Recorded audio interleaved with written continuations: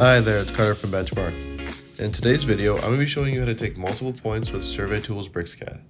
So to begin, once you've opened up your project that you've been working on, you see I just have a picture of a car here I drew real quick. Then you're going to want to head over to the MS Points tab. From there, you're going to do Add Points to Objects.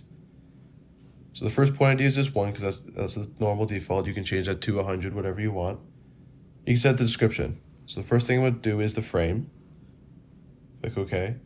And now I can select all of the different lines I would like to use as points. I'll just click around the car here. Once I have everything that I want selected, I can just press Enter.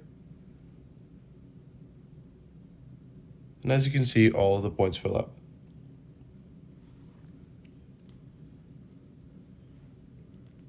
Just to show you again, I'm also going to show you how to do it for the window of the car.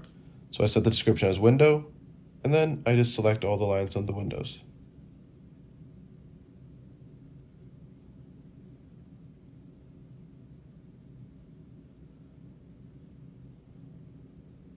And then once they're all selected again, I can press Enter.